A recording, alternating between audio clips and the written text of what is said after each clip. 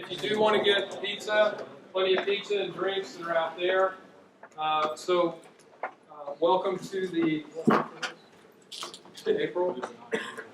Welcome to the April meeting. Sorry, I've had a long year already. Anyway, this is a really interesting topic. I actually have seen some form of it before, so I think that it's developed a little bit, right? Okay, so it's developed a little bit.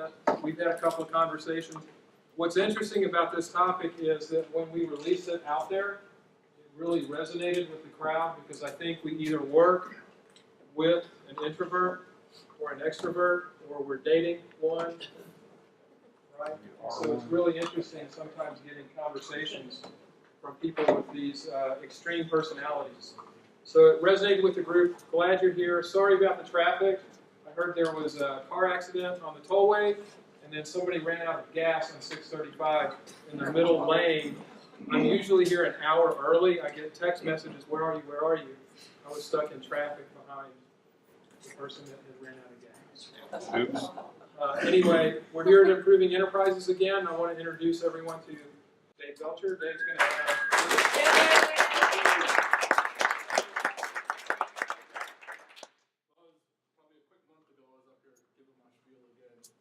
Just wanted to say welcome to Improving. For anyone that's never been here before, we have plenty of people outside that can direct you to restrooms and how to use the red button to get out and things like that. So we're here to help. If anyone got any questions about improving, about the UX, our UX practice, anything else that we do, I've got a couple business cards just up front for anyone. Email me, call me.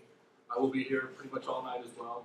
And I'll try to stay as long as I can until my bedtime, and then I gotta go home. So if you want to enjoy the talk, I'm going to try to sneak and sit over there and listen to it myself. So. Dave, thanks a lot.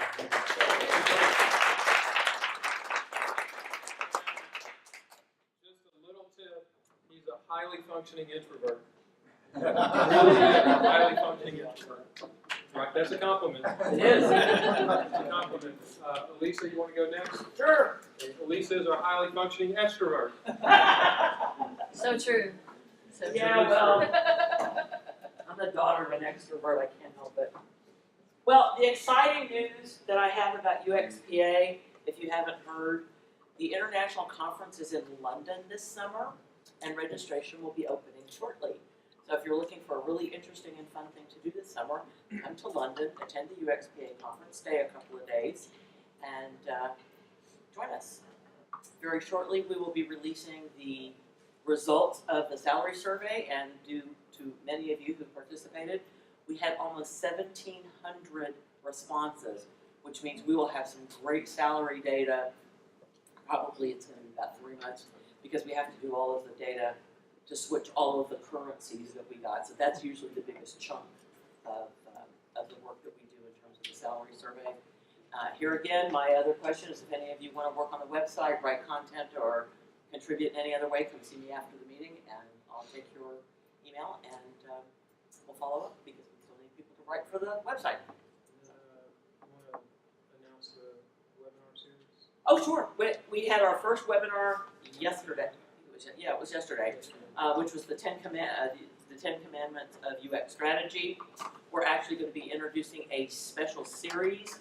So if any of you are new to UX and want to learn about it, we're doing a UX Fundamentals series, and we'll be starting with a session by Chris LaRoche, who actually is up in Boston, and he's going to be doing a session on what is UX. That one is going to be free. And the cool thing about it is we're going to put it on YouTube, we're going to make it available to everyone. So if you're working in a place where they don't get UX, you'll be able to use this video. If you work in a place where the hiring people don't get UX, you'll be able to use this video. If you know people who are recruiting who don't get UX, you'll be able to share this video. So that one we'll be doing, we're doing that one, I think it's May 21st. And the second part of that one, which will be a paid one of a series, I don't know how many of you remember Erica Orrick, who is now up in Seattle, Portland. She's going to be doing one on human factors in UX, and sort of the foundations of how UX came out of human factors and the human-computer interaction movement. The next one from the professional series will be LB Herbert is going to be talking about mobile usability testing. So we're building out a whole series. They're going to teach you different skills, and we'll be posting all that information on the UXPA website.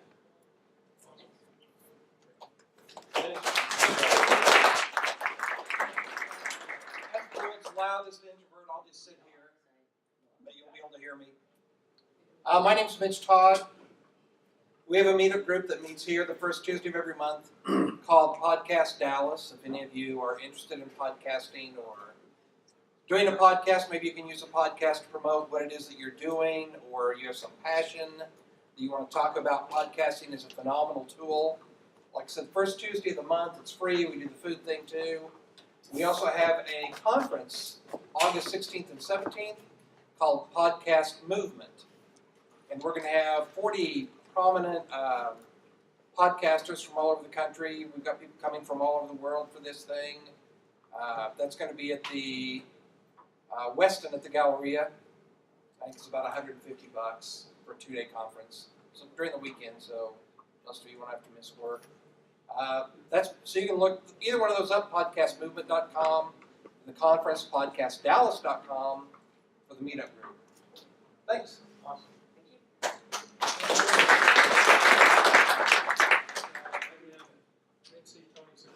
His group meets here on Saturday. If you didn't see the Produce Like Picasso presentation from February, we're giving that again here, Jay Shu and myself. The other thing I wanted to say is that, is there anybody that's hiring out there? Any hiring managers? Adam, yeah. Not a hiring manager, but we've got several positions open, particularly in design. At Bottle Rocket Apps, we do native mobile apps. That's what we do. And it's a great, fun place to do it. So if you go to our website, which is bottlerocketapps.com, and go into the careers section, which is located down in the footer where that kind of shit usually is, there's a whole list of open positions there, and take a look at that. And if anybody here does sign up for something, does apply for any of those positions, let me know so that I can keep an eye out for it and put a bug in somebody's ear. Okay. I do know that the Active Network is moving from San Diego, their corporate headquarters, to Dallas. They have over 1,000 job openings, and just through attrition, I think that it's probably more like 1,500. Okay, and I can get you the contact info for one of the recruiters that's out there. He was trying to make it here tonight, but had another commitment. Anyway, let's get started with Mike Townson, and go ahead, come on up, Mike.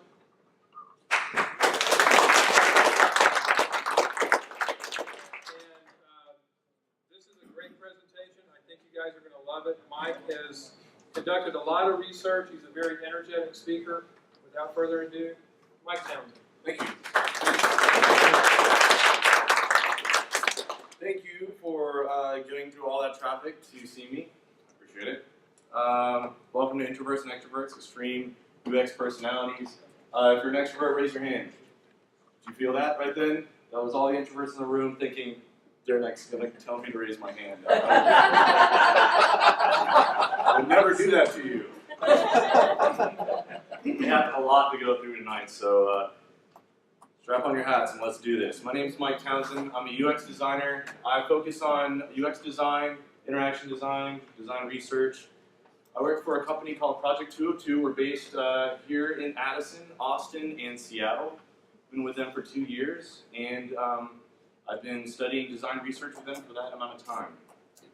So tonight we're going to go over what are introverts and extroverts, what are the extremes in that spectrum, why we should care. We're going to go a little bit into the history of UX as I see it, my theory, and how introverts and extroverts fit into that. Then we're going to talk about work environments, leadership styles, communication, networking, procrastinators, and perfectionists. So let's do this. First off, I had a serious problem. I was an extreme extrovert. Believe it or not, more so than I am right now. And I had a pretty crazy schedule when I was in college. So I would wake up in the morning, and I'd get ready for school, and then I would go to class, and I went to school full time, and I worked part-time, 30 hours a week. Then I would go give guitar lessons, and then I would help my friends with studying, and then I would start partying. And the reason I would start partying is because I had the inability to say no to anyone when they asked me to go do something. I love networking and I love being with people, so friends would be like, hey man, we're having this party, or hey, we're going to the bar, or hey, I need some help with studying, or whatever, and I'd be like, yes, yes, yes, yes, sweet, I'm booked. Okay, so this is what would happen. I would show up to the first party, I would sit there and talk with my friends, mingle, have a drink, look at my watch. I'm sorry, I have to go. I have to go meet up with some friends. And I'd go to the next place, and I'd hang out, and I'd mingle, and I'd check out my watch again, and I'd be like, I have to go, I'm sorry. And then so on and so on and so on. So, then I met my wife. And I found out that this was an unhealthy thing. She pointed that out very clearly, that I can't keep up with you doing this. This isn't something I want to do, and you're not getting quality time out of your friends if you're continually going and hanging out with people and trying to pack your schedule full of these social events. So I got some stories for you, two stories. One about my wife and one about me. My wife, in 2012, read 87 books in 1 year. Start doing the math, okay? That was without trying. She realized at the end of the year that she had read 87 books. She's like, you know what, it probably wouldn't be that hard for me to read 100 books next year. So in 2013, she did exactly that. She read 100 books. And I built a website for her called 1 Year, 100 Books, and she's now in the midst of writing reviews for all of those books. She's not going to write reviews while she's reading them. That's insane. She's trying to pack 100 books into a year. But if you go on there, you can see some of the reviews. I tell you this story because my wife is an extreme introvert. And she loves to read. And that's how she recharges her batteries. As an introvert, she can be alone, and be inside her own headspace, and recharge her batteries from all of the pushing her out of her comfort zone that I do for her when she has to go and spend tons of time with me and my friends. So, here's a story about me. When I was in the Dominican, and we had just got married, we were having some drinks and hanging by the pool, and we were at this really awesome resort, man, and there was tons of people there. It was my kind of place. It was buzzing. And I was sitting next to the pool, and I remember my friend Jason looking at me. He's like, hey, man, you do a great impression of Harry Carey. You should do that. I was like, I should do that. It's like 100 people in this pool. Like, that's the best audience ever. So I get up there, I'm like, hi! You were a hot dog and you were starving. Would you eat yourself? I know I would. It'd be delicious.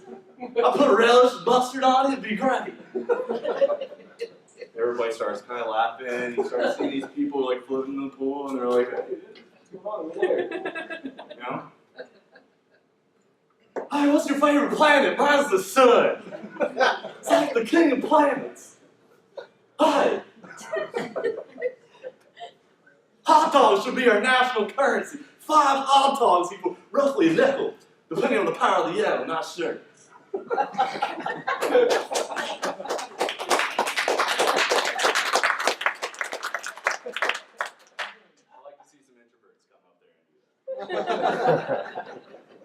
And they probably could, to be honest with you. I think there's a lot of great introverts out there who can act and who can present and can do all those things, and we're going to talk about those. We're going to talk about all those differences. So first, let's define what introverts and extroverts are. What's an extrovert? According to Myers-Briggs, an extrovert is someone who gets excited or energized when they're around a group of people. They like that social buzz. It really charges them up. So here's a great example of a famous extrovert, right? This is a great character example. Steve Jobs, famously extrovert CEO. Winston Churchill was a very extrovert political person. Jack Donahue, another great example of an extrovert character. Big Bird, extrovert from our childhood. So what's an introvert? An introvert is someone who often prefers doing things by themselves or with a small group of people. I realized that this was my wife. She would really open up, and she loved being around our group of friends and have conversations with them and spend time with them and spend time with me and just her and I at home. And we got into a big groups of people, she felt a little bit more uncomfortable about it. Here's a good example of, a counterpart, right? Bill Gates, obviously an introvert. Hillary Clinton, an introvert, who speaks all the time. She's very public, right? She gets up there and she does something that probably isn't incredibly easy for her. A reminder that introverts doesn't necessarily mean that you're shy. Liz Lemon, famous, quirky introvert. Bert is an introvert. So, can you be a little bit of both? Absolutely. They're called ambiverts. They're people who are moderately comfortable in groups and social interaction, and they fit right in the middle of that spectrum. That's something that not a lot of people are writing about or talking about, and through the time I was doing my research, I had a hard time finding some really good documentation on it. But there is that definite comfort zone of people in the middle that we all kind of fit into. But what I want to talk about are the extremes, right? But if you don't know what kind of person you are, I have this handy guide here. Star Wars tells you right here which personality type you are. I'm Wicked, believe it or not, and I think my wife is at me. So what can make that extreme? Just a reminder, I'm not a doctor, okay? I'm a UX designer. But I found that introverts who can't decide when something is done, or an extrovert who can't finish a task or even get one started, an introvert who has the inability to talk to anybody or clams up, or an extrovert who just won't shut up, is so extrovert that they just need to talk to everybody. And anybody on the introvert or extrovert scale who has the inability to work with other people. That's an unhealthy trait of an introvert or an extrovert. So to get technical, some personality disorders that can come from extroversion, like attention deficit disorder, kleptomania, pyromania, pathological gambling, pathological lying. These kinds of things can become strands from being an extreme extrovert. For the introvert side, social anxiety, eating disorders, those types of things can become, problems, and they've seen to be strands coming out of the introvert side of the personality spectrum. Now we all know that when you've had a few drinks as an introvert, you probably turn into an extrovert. For me, I turn into an extreme obnoxious extrovert. Also becomes weirdly like, I kind of want to beat everybody at everything when I'm drunk, and so don't ever play me in bowling if I've been drinking. That's a right about that later. Overeating bowling, yes. So let's talk about drug use for a second. So cocaine, alcohol, anything that is going to affect your dopamine levels, that can cause you to be more of an extrovert person. It's going to make you feel more sociable, make you feel more motivated. So any introverts out there, it makes complete sense if you're going to go to a mixer or whatever, alcohol is probably your best friend. I would stay away from the other ones. So it's good to know you're in good company, right? Because this is everybody that we work with. It's everybody we live with. It's everybody that we spend our time with. I want to talk a little bit about user experience history and how introverts and extroverts fall into that. So, where did UX come from? I believe there was this side of the business before UX was around. There's these different factions of people who have different things they need to do. They need to build something for someone to see.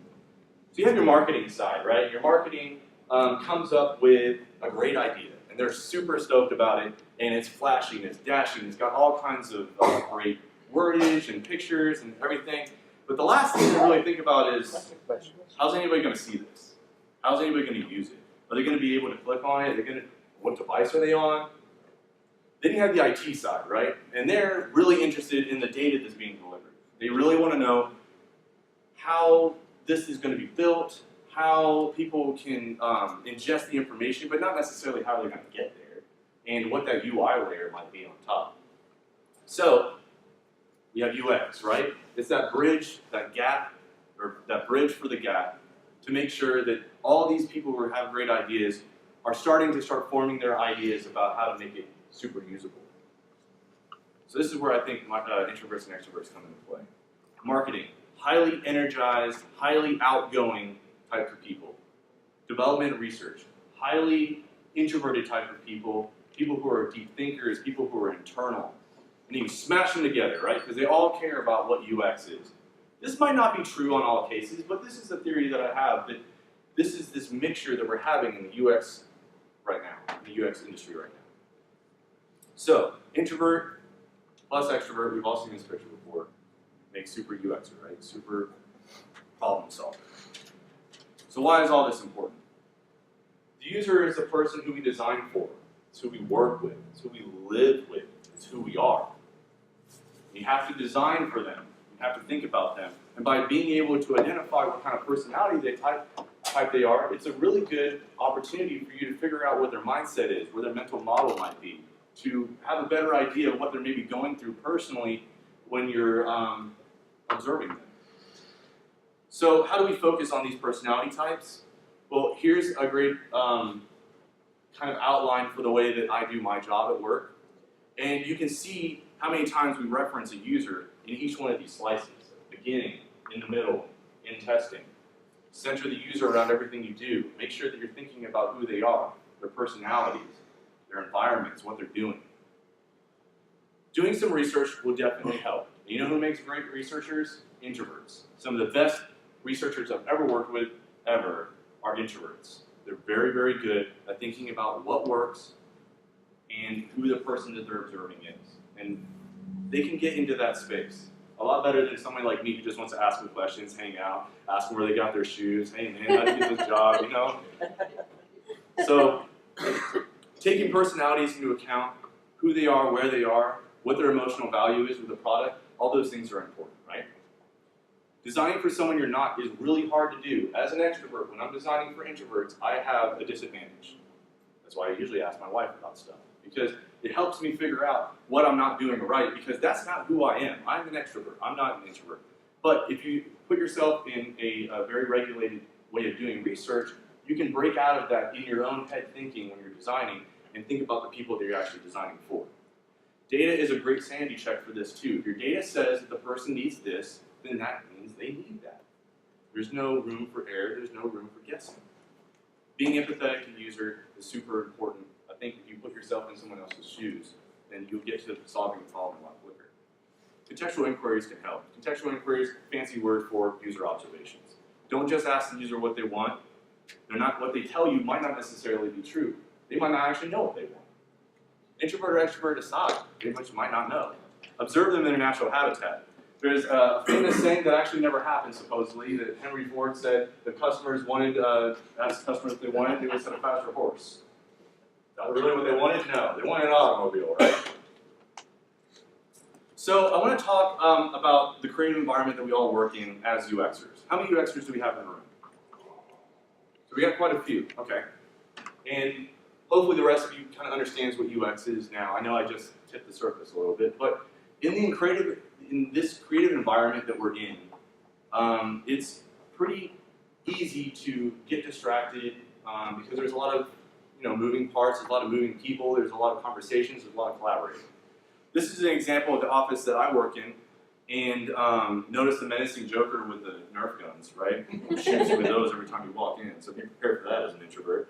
That's why we have a back door too. See him go in there, it's like, yep, excuse me, sitting down, headphones on. But you can see how cool this environment is and how well it works for collaboration, because you have the ability to close yourself off and be separated, but you also have the ability to collaborate and work with people. We have these great breakout rooms, we have these phone booths. I'm going to go into all these kinds of things in a second. But I want you to think about this picture, because there's some really extremely bad ways of doing this, right? Like packing a whole bunch of people in one room, sitting right next to each other. Or being completely isolated from everybody else and going batshit crazy, right? Here's some two really cool rooms that I found as I was scouring the internet, and I saw that you can have this big open workspace and still be inviting. And you can have these small little areas to get together and collaborate, to kind of close yourself off from the rest of the world without just having to put on headphones at your desk. It helps to get up and get out. So my office took a survey. I wanted to find out, exactly what made us tick as an office and what, bothered us about our environment or didn't bother us about our environment. So, talk a little bit about work area preferences. And the highest preference was semi-open work areas where I'm in a cubicle, but I can still hear my coworkers. Now this was actually interesting to me, because I know that we have a lot of introverts at the office, and I would have completely assumed that they wanted to have closed off offices, but it's not true at all. In fact, I talked to a girl that I met over Twitter, and as I was talking about, getting this speech going, and she works up in the Bay Area for, doesn't matter, a good company, and she was talking about how she's very, very introvert, but she loves to be sitting next to all her creative folks and next to a whiteboard any chance she can get. I said, is that uncomfortable for you, being an introvert and having to be around people all the time? And she was like, you know what? There's sometimes I just need to close off, but really, I like being around all those people. And then my survey started making more sense. And I started getting the idea of, what introverts would need. I know that I'm kind of focusing on introverts a lot right now, but extroverts, they need that open work area too. They need to feel that buzz. If they are too closed off, they're not going to work very well either. Office distractions. So let's talk about those. Loud conversations. That was interesting, right? One of the highest things that people said was a distraction. So I want an open work area. Okay? I want to be able to hear the conversations of my friends. But I don't want it to get too loud, so I want to dial it directly at 5. If it goes over that, I'm out. And if it's under that, I'm an extrovert and I'm out. Mental distractions are another thing too that you need to think about in work environments.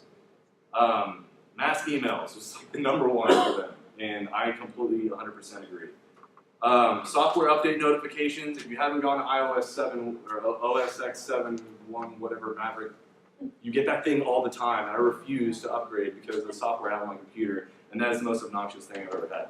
And again, we're going to talk a little bit about other distractions when we talk about procrastination, and that's Facebook, Twitter, and social network. So, how can we have a more friendly environment? Well, you can do quiet time blocks. You can check in with somebody over IM or email. You can use huddle rooms. You can use phone booths. Let's talk about those for a second. So, allow some time for heads down work. Turn off the phones. Turn off the email. No meetings. Get some stuff done. Maybe it's a Tuesday from 8 to 12. Nobody talks to each other. That time is to get some stuff done.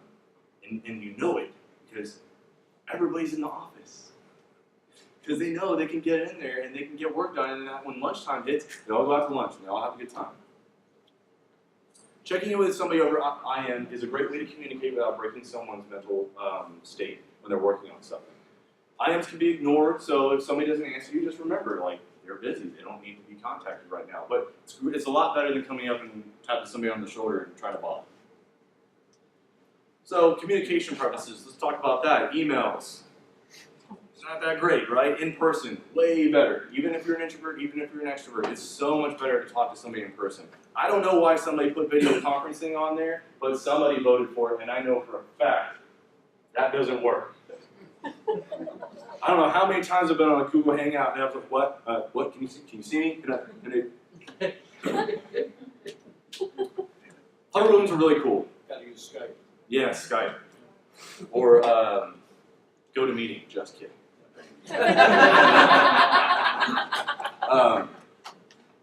Get in a room, don't hover over people's desks. If you have something you need to get, you need to talk about with a group of people or maybe sit together, do everybody else a favor who's not on the team, or might be an introvert who's trying to concentrate, or might be an extrovert who's trying to concentrate.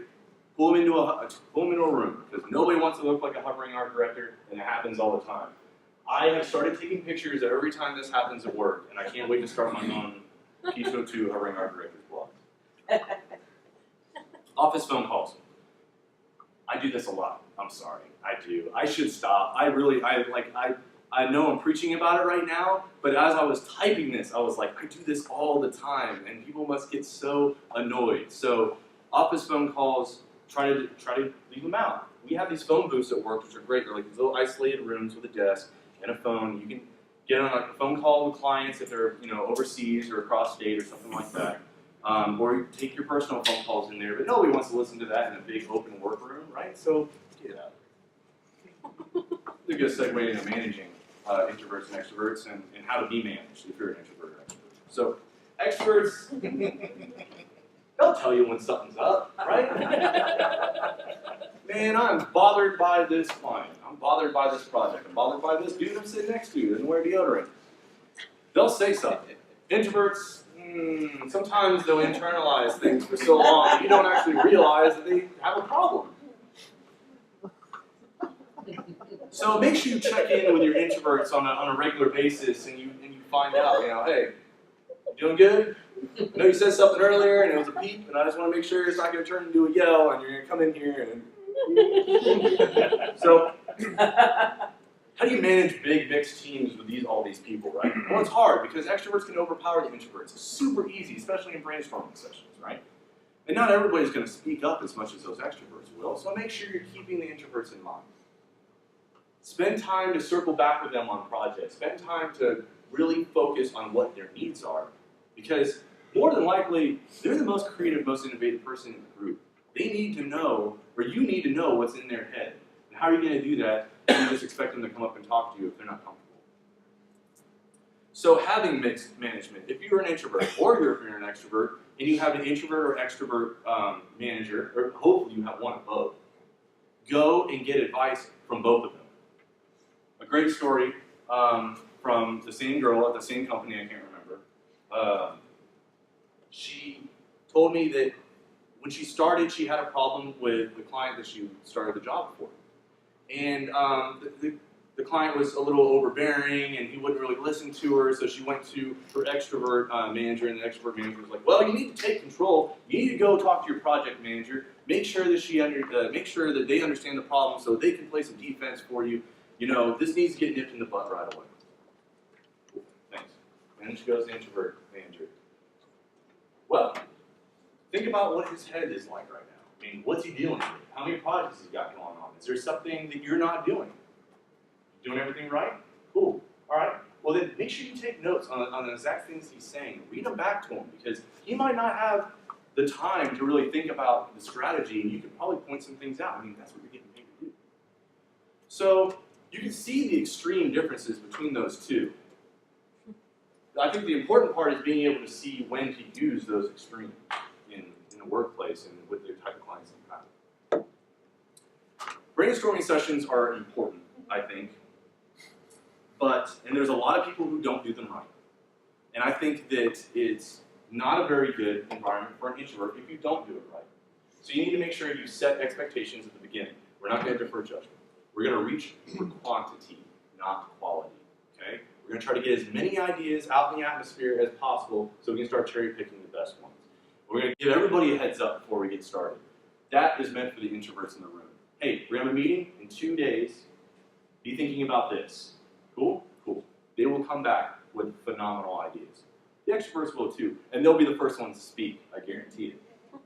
But listen to the introverts, and make sure you have a moderator, somebody who is equally thinking about the needs of everybody in the room and making sure that everybody's talking and people aren't talking over others.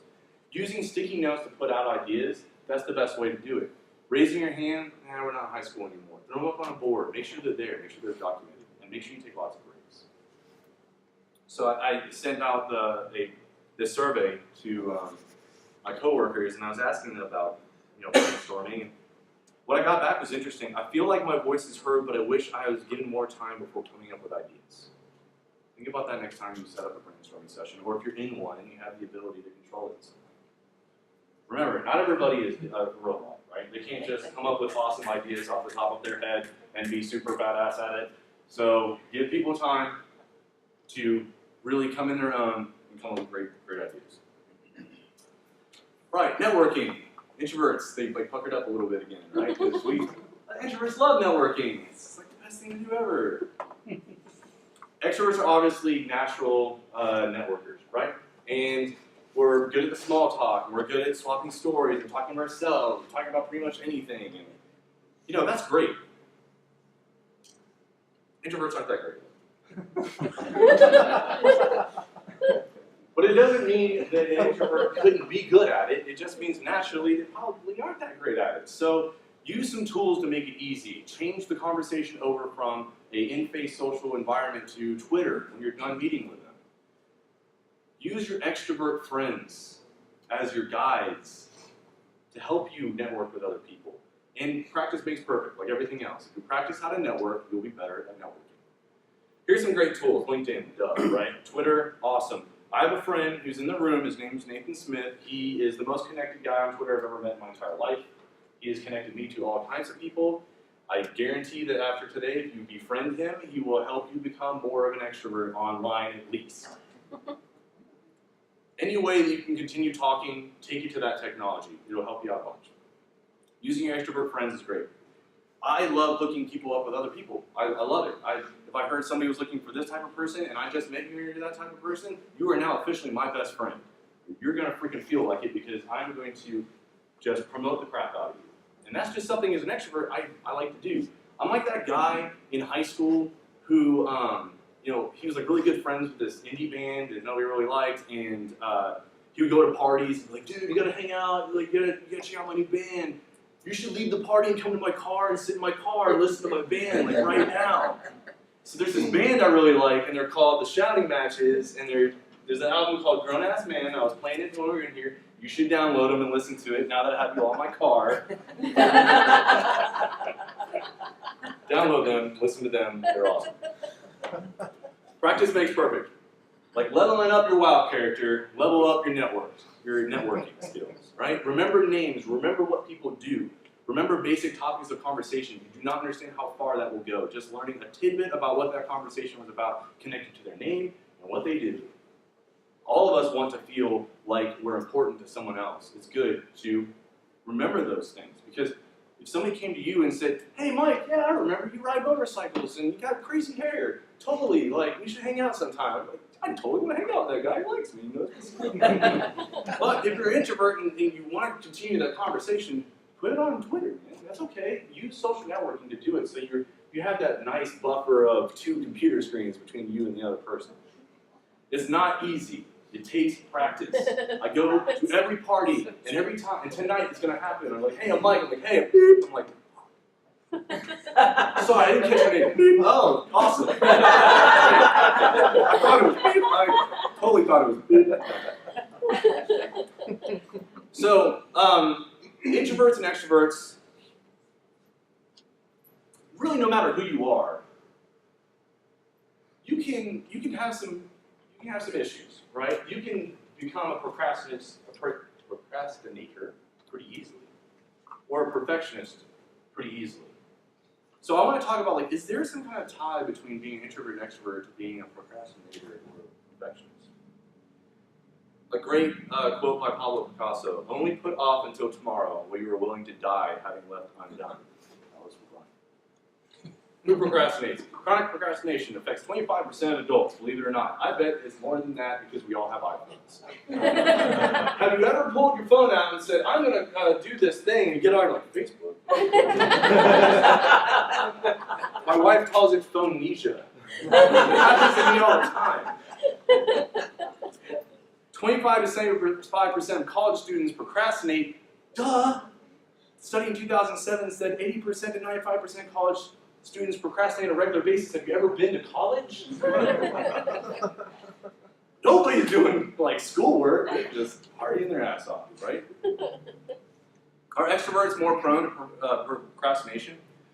So I did some studying and I found out that, you know, introverts have this great willpower upon them that comes internally, and it's something that extroverts might not have.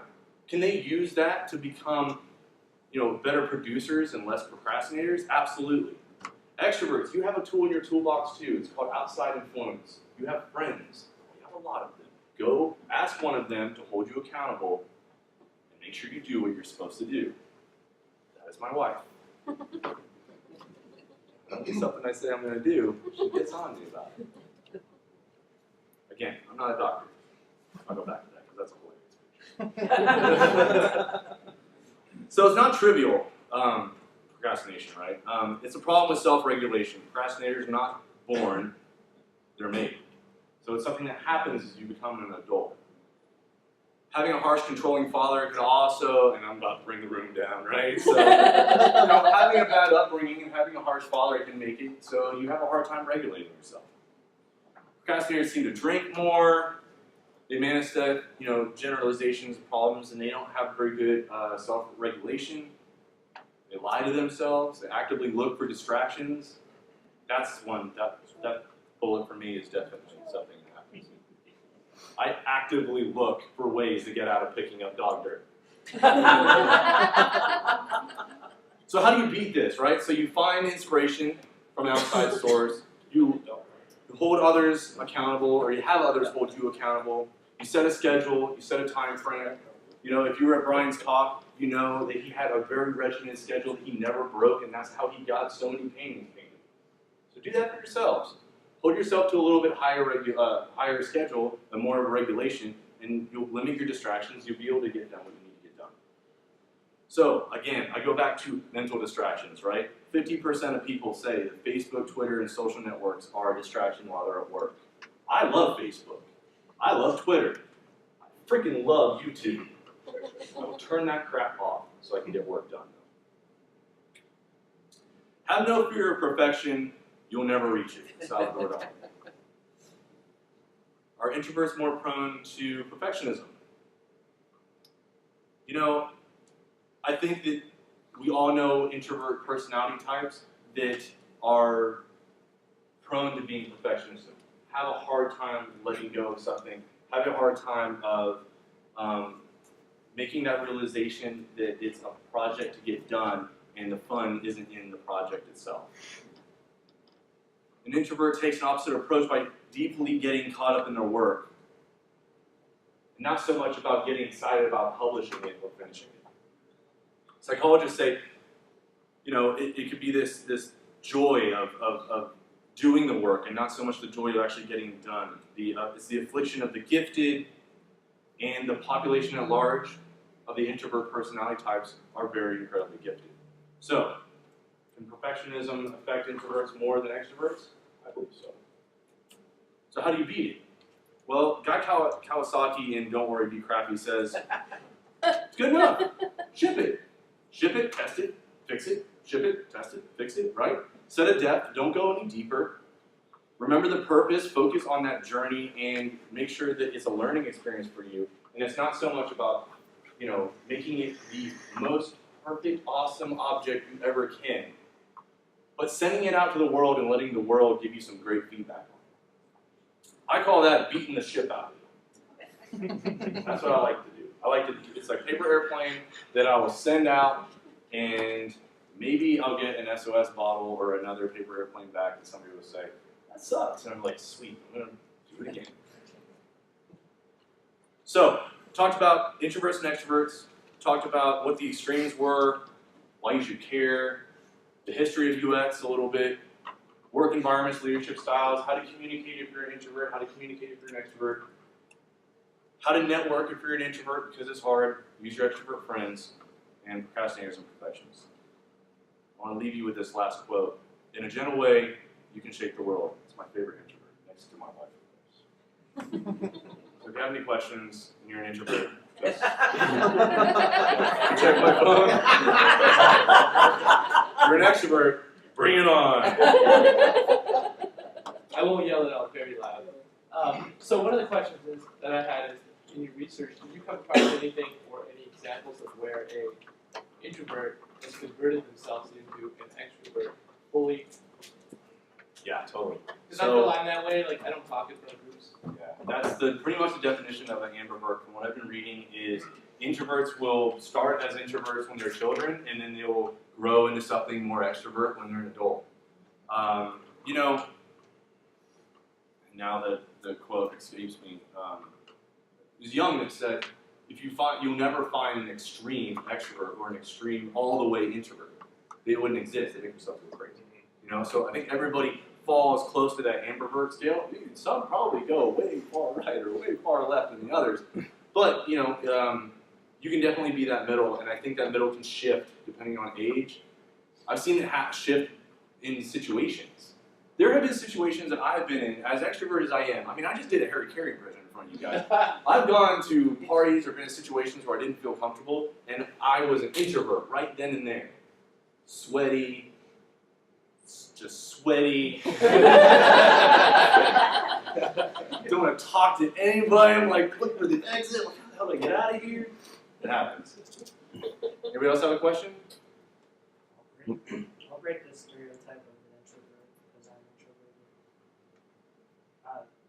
I just want to know, like, if you claim that introverts are gifted, do you think the world will become a better place if people listen to them? Yeah, great question. So a lot of my research started with reading a book by Susan Cain. It's called Quiet. She speaks a great deal about just that, about how putting a lot more energy into the introvert personality types and stopping the companies being run by extroverts would cause all kinds of great innovations. So really quick, I'll talk about this and read her book because I'm not going to do it justice. Wait, you read a book? I didn't write a book. You read. You read a book and you're an extrovert? I read a book. Imposter. Oh, dude, tell me that. So I was talking to Brian about this, and he was like, well, you should read this, and you should read that, you should read this. And I'm like, dude, I can't listen to that many books in that amount of time.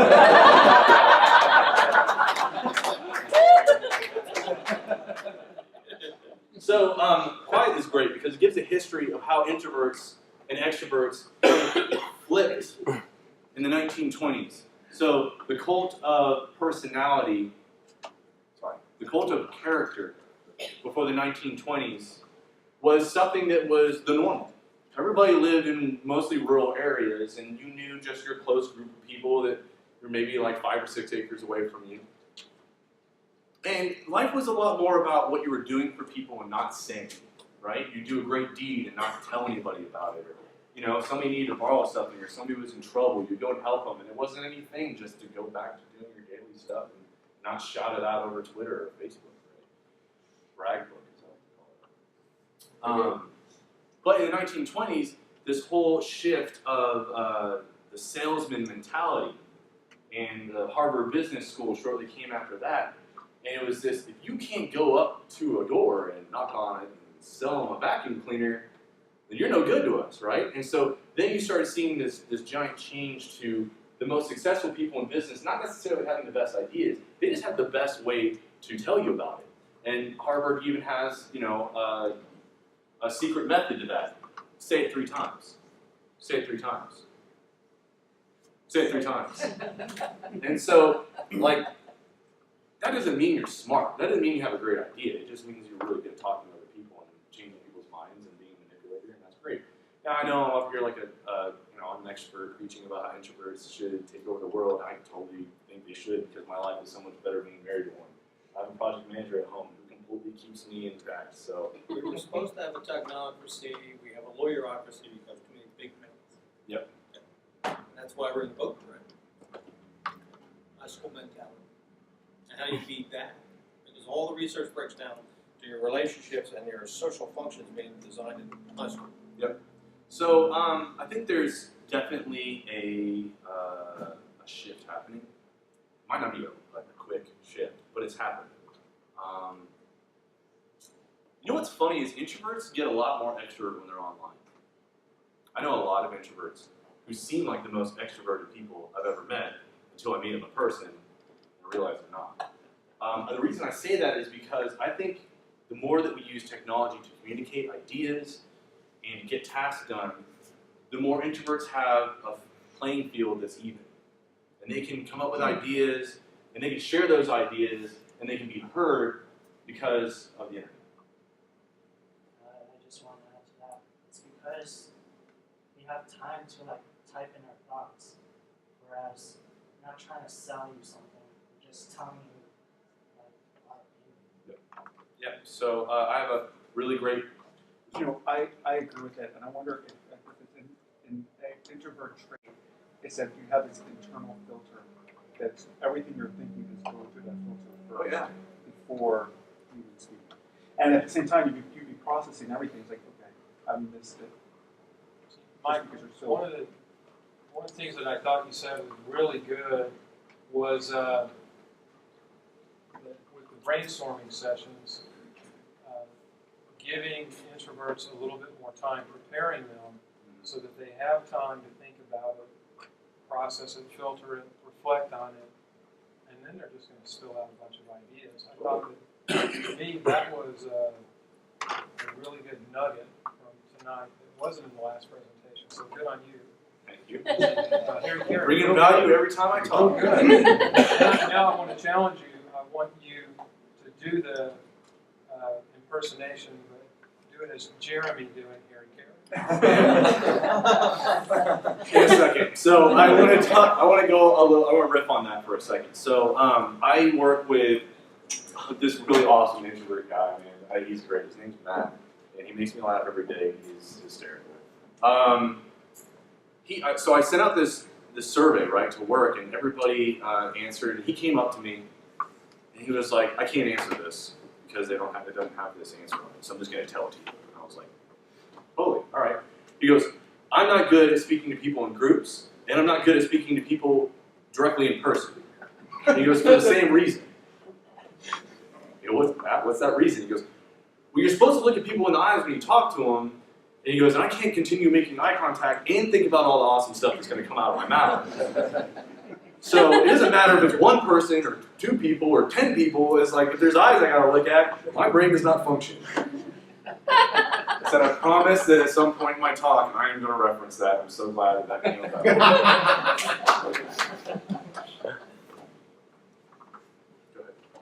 One of the reasons that technology provides a forum for introverts is there's a veil there, and that creates security, and that creates a little protection. A lot of actors, believe it or not, are introverts, and You have to wear a mask. yeah, exactly. There's a veil in front of who they are and what they're doing that allows them to carry it off.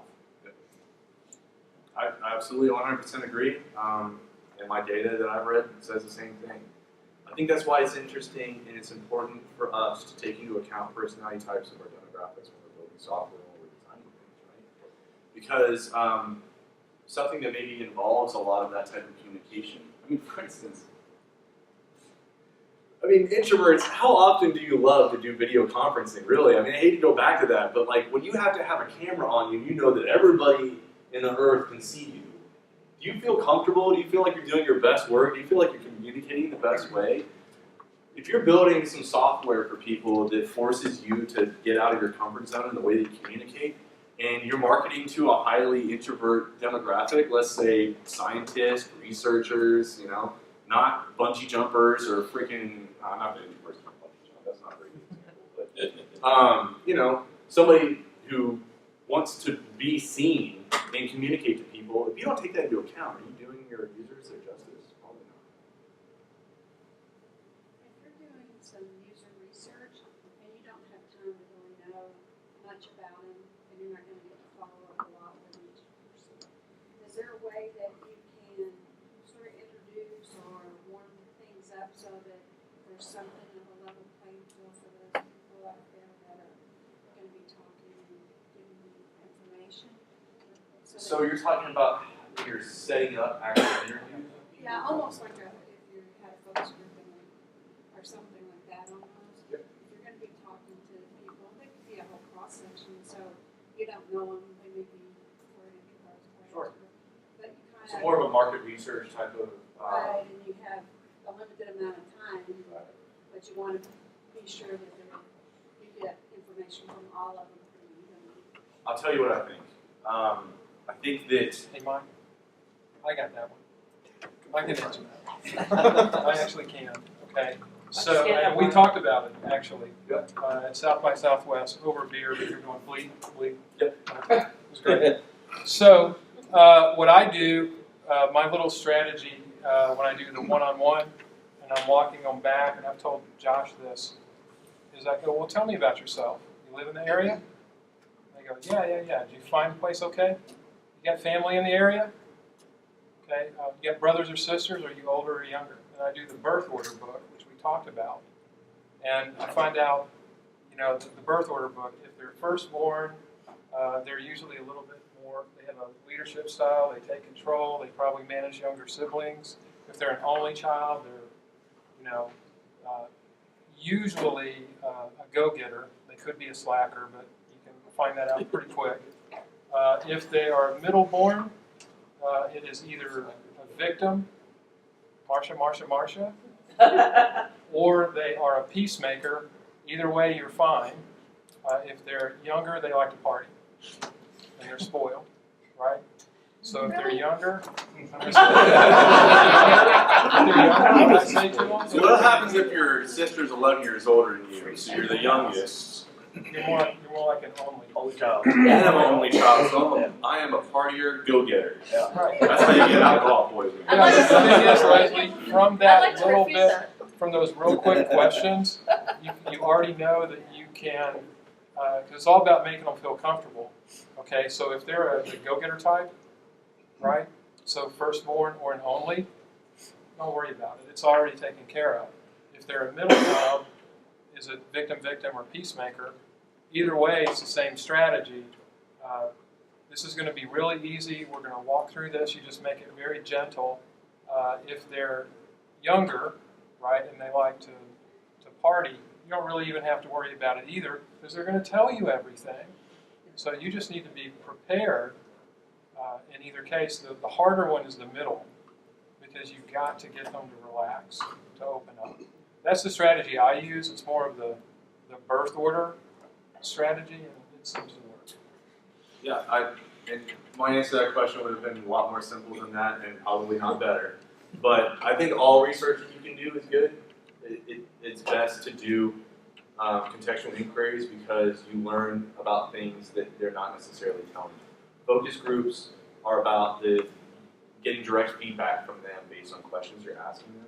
But contextual inquiries are more about observing the way that they do things and the way that they use the software you might be redesigning or the space that they work in for the software that doesn't exist. So, having that ability to sit with somebody for an hour to an hour and 30 minutes and really suck in as much information about them as you can is the most beneficial. But if you can do any research, do it. It's better than not doing it at all. You have a question? I just want to Tom preach it because he told me our story. Yeah. So what are you? Are you the youngest or you're the oldest? I'm the oldest, and I feel like all of this pressure is on me. Yeah. And I'm the only son. Oh. Yeah, and the middle child is my sister. I think she's more free than me. The youngest one, I feel like she has no sense of accountability. Kids. They're invincible. Her fault is mine. Oh yeah. Love me. Yeah. Yeah. I have a friend whose life was that spitting image of that. Yeah. I wasn't the one here. No.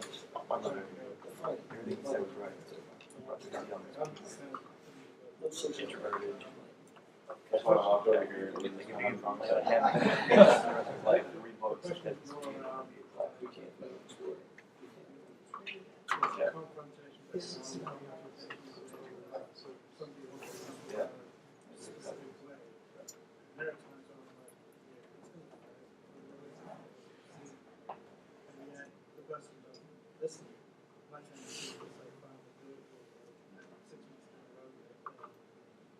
Yeah.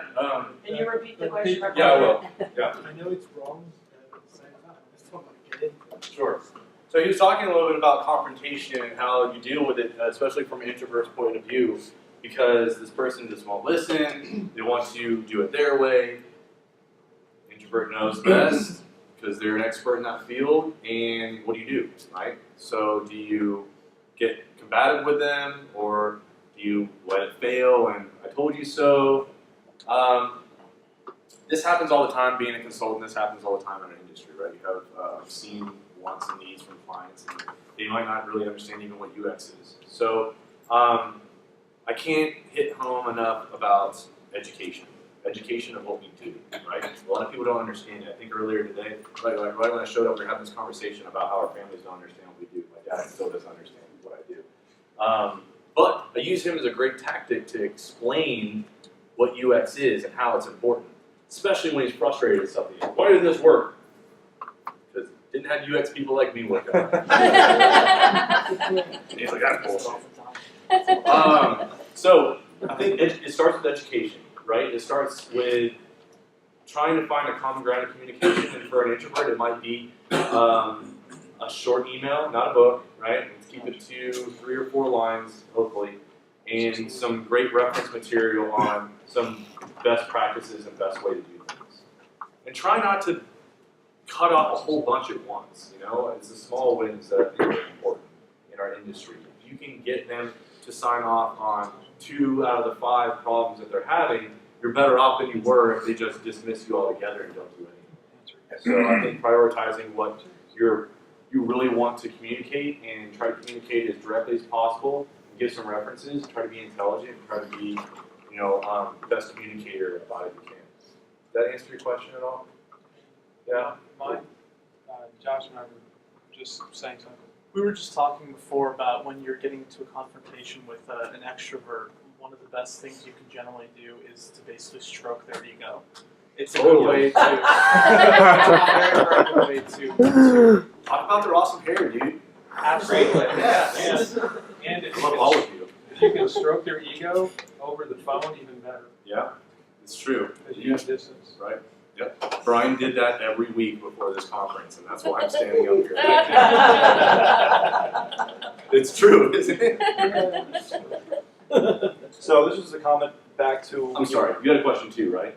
Well, I'm just gonna add to the conversation a little bit because of the question I had where I am an introvert. Yeah. And I was a lot more so then than I am now. Yeah. My boss, extrovert, did not believe what I was telling him. So I just nicely had him to come over and sit down in my chair and do the thing you told me that I should be able to do, and when he couldn't do it, he understood what I'm saying. So I had to show him by him doing it. Did you feel comfortable doing that? I did, because it was like a win. I was like, yes. But at that time, At least he wasn't hovering over you, because I would have went over there and taken a It picture. was an anger that I had, and I was just holding it back, because I did not want to lash out. Because he was my boss, but at the same time, over and over again, I was trying to get across that he was not listening. So I was like, just come over here, sit down, and do this. Yeah. And then I was. Proof by example. Yeah. Right on. Sorry, Jason. All right. So you were talking earlier about how people can start off introverts, extroverts, and then change as they grow. I used to work at the Center for Brain Health for UTD. One of the studies they did there was about like brain chemistry and how that changes over time and whatever. And I'm wondering if that's played a big part in that, because I know you've known me for a long time, and I feel like I'm definitely more of an introvert now than 10 years ago when we first met. Yes, you're like 1% introvert now. You were like 5% introvert when I met you. No, totally, and I think I've changed too. Yeah. But it's interesting though that you don't think about like the chemicals, about like the science in it. It's you think of it more of like a personality though. I mean, there's really something probably that's happening to your brain that makes you one or the other. Yeah. And there's probably not a lot of studies about it either. Like you were talking about the ambiverts. Ambiverts? Yeah. You're saying you couldn't find a lot of research and stuff on this, probably why, because it's not something that's not an area that's really looked at as far as the brain chemistry is concerned. What's interesting is I did find a lot of negative thoughts on the Myers-Briggs and the introvert-extrovert personality kind of thought, and that we're moving away from that. We're moving to something that's far more complex, which completely makes sense, But I think it's still interesting, because I did a whole talk on it, I'm just kidding. I think it's still interesting because as humans we need a way to be able to simply figure something out. A way to communicate about how someone is and to separate somebody from somebody else, right? And right now this is kind of the best tool. It's one of the oldest, but it's kind of the best tool for being able to separate these chunks out and be able to think about what their model is. And that's why I tied it into design research too. What if you layer this talk with if somebody is in a healthy or an unhealthy environment, what type of behaviors do you think would manifest for an introvert versus an extrovert if it's like in an unhealthy environment, be it work or at home? Yeah. So I can only speak personally. I think that the way that we lash out probably has a lot to do with our own other personality traits, but I get the same amount of depressed when I have been inside too long and haven't had social stimulation as my wife does when she has too much. So for her, I think it's every 1 hour of social interaction is 2 hours of alone time that she needs. For me, it's like every 1 or 2 hours of alone time that I have, I need like 5 hours of hanging out at a bar with someone, or going be doing something outside with a bunch of people or whatever. So I think that to answer your question, this probably goes a lot deeper than introvert and extrovert personality types. But I think that the way that we handle those kinds of needing to recharge our batteries or an environment that isn't necessarily healthy is probably very similar between the two. Especially in a corporate environment, because it's all about achievement, especially command and control. Introverts basically don't fit. You listen, and that's what we tell them to do. We're going up the ladder. I need to make money. I need power. I need this. Typical Washington politics. It's interesting you said that because you would be surprised at how many great people are CEOs of major companies that are introverts. Probably because at that level you have less of the need to be socially active with a bunch of people. Middle management seems to be a little bit more of that type, but I read in Quiet that there are many, many types of introverts in very many high levels, and how they got there, she goes into a little bit about, but the fact that they're there says something too. Because the result of that was because Jobs controlled the company. And while he's very expressive, he actually laid down the laws on how he wanted the company to operate. Not necessarily because it's his company. Right. A lot of cases, it's not their company. They don't own it. So there's a big difference. There's something there for sure. I was going to say, I think I'm enjoying your presentation and kind of coming from more of that kind of a natural way of being or being born. I actually think that I was maybe born an extrovert, but because of I grew up in a fairly harsh home environment, right? My dad was exactly what you described in your presentation. He was military, he was extremely controlling, and very oppressive. And it was an amazing change in my inner personality after he passed away. I went from being like this person who would certainly not be doing this right now, speaking in front of a large group of people, and having no confidence at all in myself or in anything that I did. And I'm you can ask Brian, I'm not an introvert now. I will, speak and I will express my ideas, and I'm a blabbermouth, and I like to, have my hair complimented too. So Nice hair.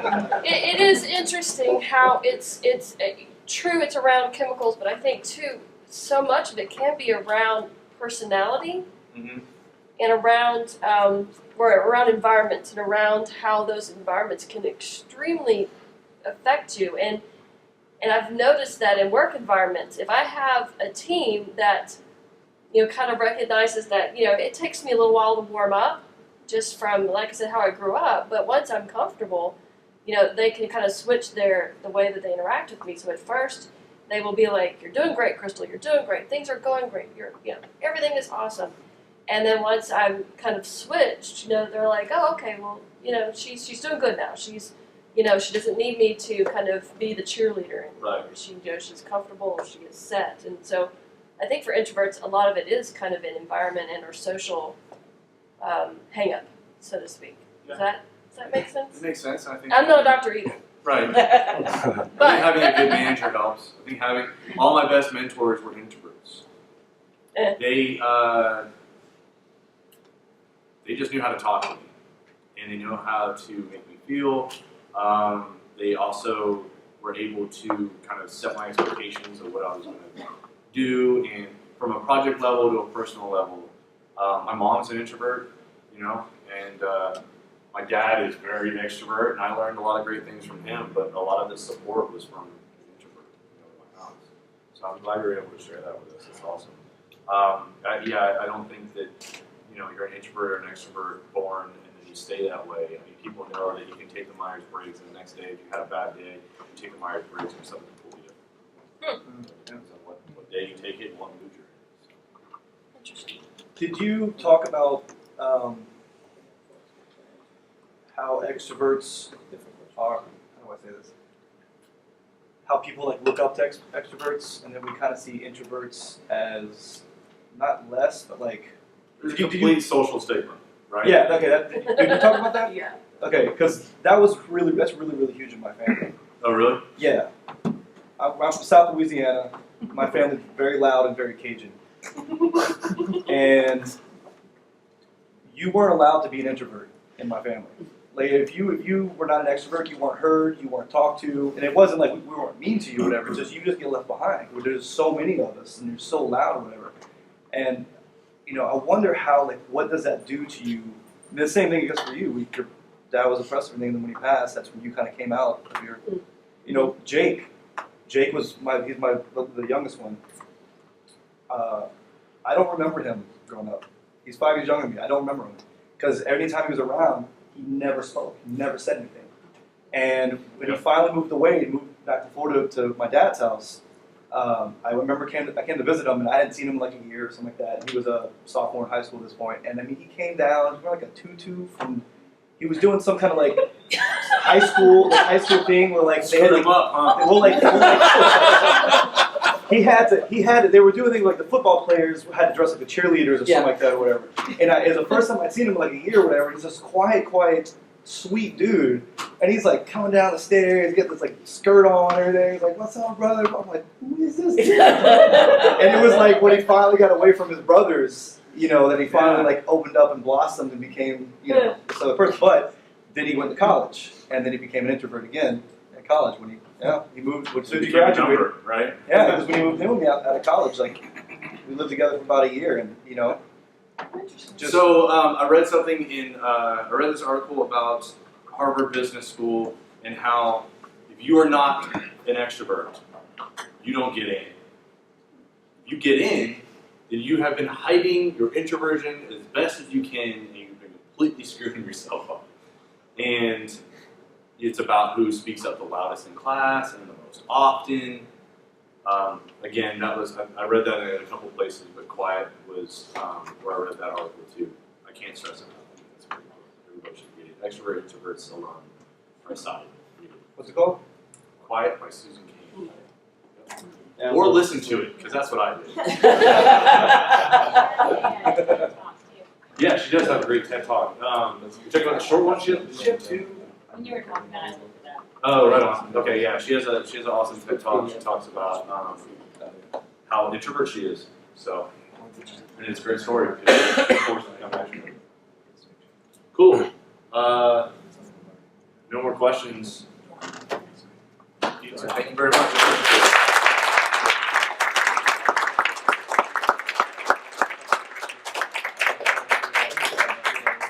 So, real quick, another thing that Mike brought out that I thought was really good was networking. And I'm also an introvert, which surprises a lot of people.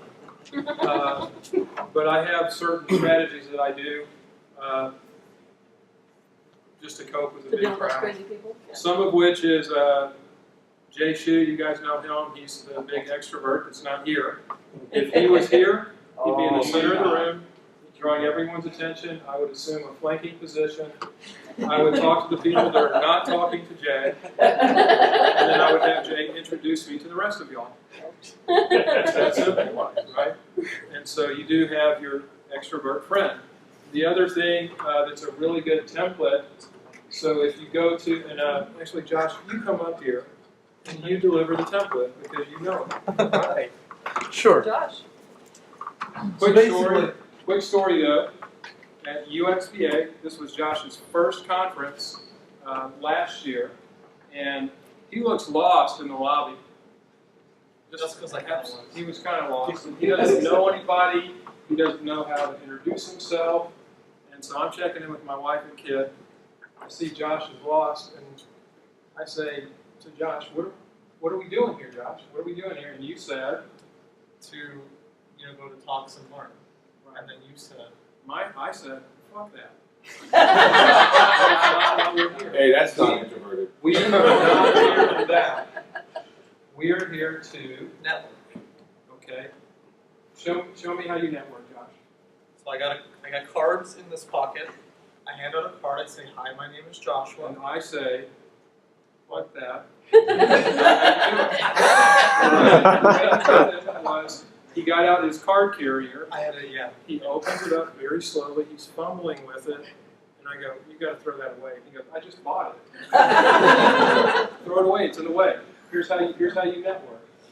And I said, you get all of your cards are in one pocket, and you hand them out like candy. And then you collect everyone else's cards, and you put them in the left pocket. And you got that, and he said, yeah, I got it. And he's taking notes on it. And then I go, here's your template. And then deliver the template in. The template is, hi, my name is Josh. The last project I worked on was this. Well, first I say this is what I do. Last project I worked on was this. I really love to do this. And tell me about you now. Right. And So then they have to say the same thing back. So I go, that's great. And so it really came out like this. Hello, my name is Joshua Hall. I'm a usability analyst at Sabre. And usually we throw in, I know Brian, because that always helps.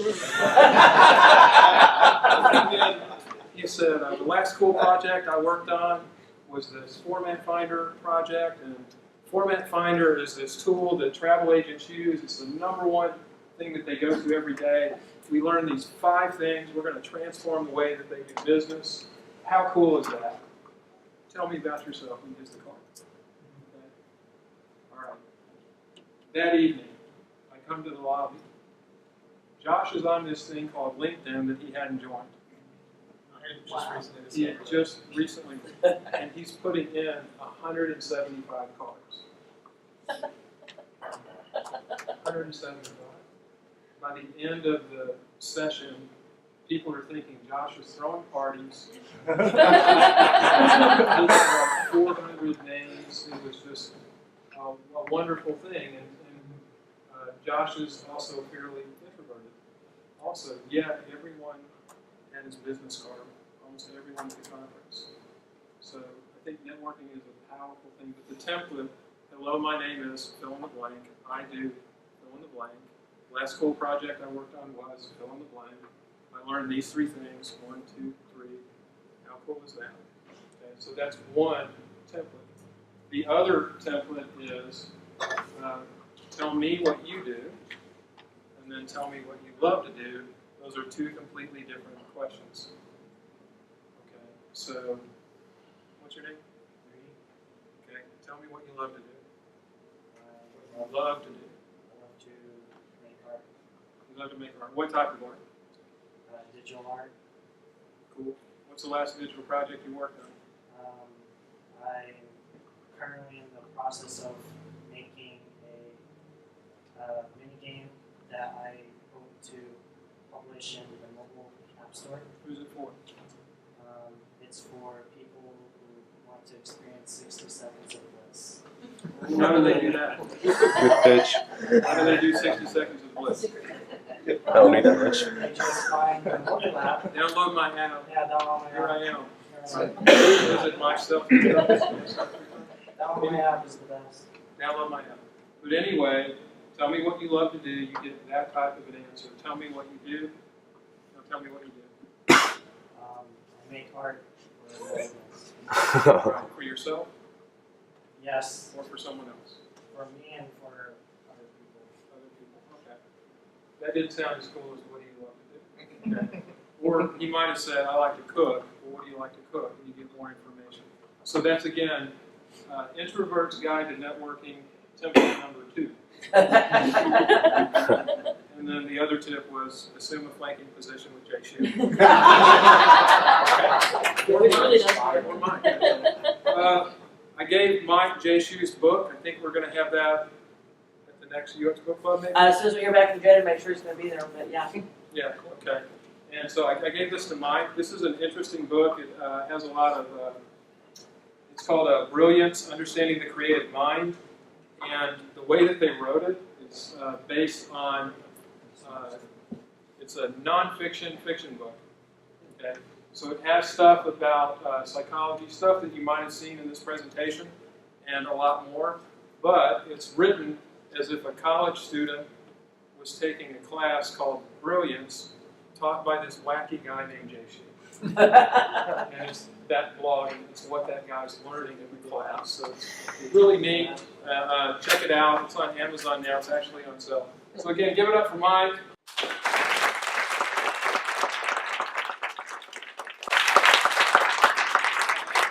Next month, Bennett Litwin, who's co-author of the book, will be here to talk about some of the concepts that are in there. So there will be a little bit of perfectionism and procrastination that's in there. Also, some of the introverts and extroverts, but other tips and tricks of what it's like to just be a creative in general. So you can come see that talk, catch the, they'll be here actually to sign books, and then you can go to the book club and talk about it the next month if you want to do that. And then the following month is you? Right? June. Yeah. Okay, Noah, your time. It's your time. We're gonna Stand talk, up. Noah Wheeler, ladies and gentlemen. How's it going?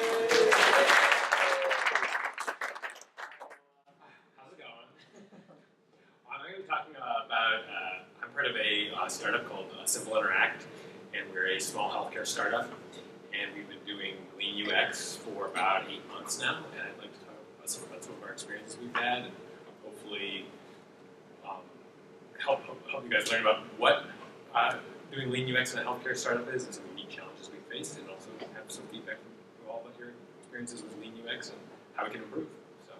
So, And also UX at UTD next month will be a Resmo portfolio workshop. About an hour and a half. There'll be 3 tables. We'll circulate around that. There's also going to be a social that we're going to have with the boss group the week after. So it's like bang, bang, bang in May with also Bennett's talk. Then Noah's up in June. In July is... So in July, we're going to be having a games user research panel. So prior to working at Sabre, I was a playtest analyst, usability analyst for Gearbox Software, making video games. And so we're going to be bringing in some of the usability managers from companies like Gearbox and id and stuff like that, and we'll be talking about games user research and how it's evolved and stuff. So cool. August is going to be 10-minute talks ahead of Big Design. We'll start announcing the speakers. I will announce your closing keynote speaker now.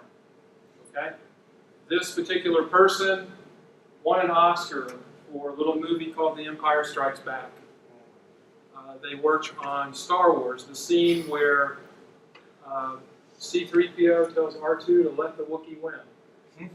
Was his scene. He also worked on all 4 Indiana Jones movies. Worked on all of the Jurassic Park movies, RoboCop. The gentleman's name is a special effects guru by the name of Phil Tippett. wow. Woo!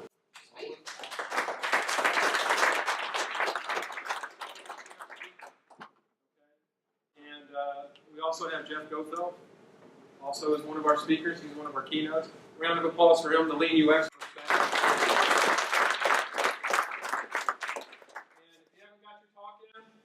April 30th is the deadline. We may extend out to May 15th. We have about 100 talks now. And if you were at the Speakers Boot Camp, we gave you some really good insights on how to write a good proposal. And Denise was at it. I haven't seen yours yet, have I? No, you haven't. Okay, all right. Great. Anyway, April 30th, that's next week. And let's socialize for a little bit. And we'll see you next month, okay? Thanks for coming.